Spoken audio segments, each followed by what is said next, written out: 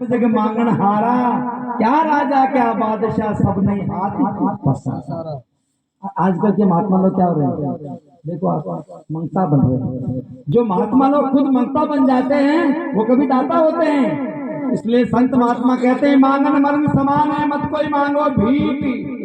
अरे मांगन से मरना भला ये सतगुरु की सीख। लेकिन मांगना भी चाहिए, किसके लिए? परमार्थ के लिए। मर जाऊं मांगू नहीं अपने तन के काज, और परमार्थ के कारण मोन आवे लाज। उस अच्छे कार्य के लिए मांगो, गौ माता के लिए मांगो, माता पिता की सेवा करने के लिए। अगर तुम्हारे पास दवाई के पैसे नहीं है ना, तो किसी भाई से जाके मांग लो कि भाई मेरे माँ बाप की तबीयत खराब है, मेरे पास पैसे नहीं है, थोड़ा सा इलाज कराना है। आपको कोई समझ नहीं आएगी।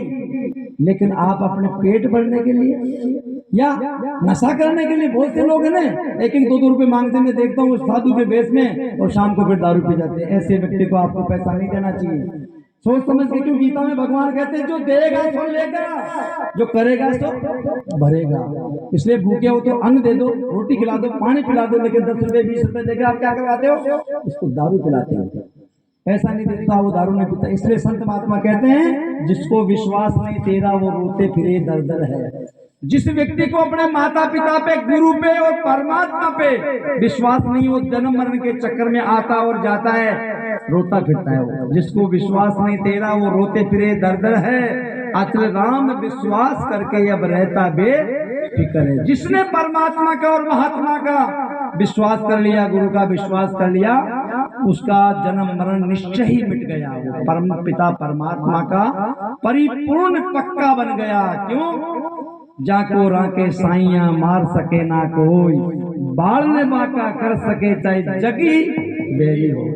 जिसको परमात्मा और महात्मा गुरु जिसकी रक्षा कर सकते हैं, उसका कोई कुछ नहीं बिगाड़ सकता। इसलिए मैं आपसे निवेदन करना चाहता हूँ, इसी श्रद्धा पक्ष के माता पिता के जो श्रद्धा का जो सात पक्ष आपने ये काम किया, मैंने बहुत से लोगों से सुना है गुरुजी का वार्षिक मनाते हैं, भंडारा करते हैं, वार्षिक देते। लेकिन अब मेरे हिसाब से 5-10 साल में ऐसा इस संसार में ऐसा प्रचलित हो गया, मैं रोज 7 दिन से सत्संग में चल रहा हूँ, जो सबके सात पक्ष का कार्यक्रम चलता है, चाहे 2 घंटे का करो चाहे 4 घंटे का हो। और ऐसे ऐसे महापुरुष को मैं नमन करता हूँ, प्रणाम करता हूँ, जिन्होंने ये बीड़ा उठा के कि माता पिता के संस्कार अगर, क्योंकि जल परवाने माथली कुल परवाने बुद्धि, और जिसको जैसा गुरु मिला वहाँ की वैसी शुद्धि। ऐसे महापुरुषों के सानिध्य में आके हमने हमारे माता पिता का श्राद्ध पक्ष जो निकाला है, समाज को बुला के भोजन कराया पहले तो, और वो भजन करवा रहे हैं। आप सभी इस परिवार को मैं कोटि कोटि नमन करता हूँ। धन्यवाद। साधुवाद।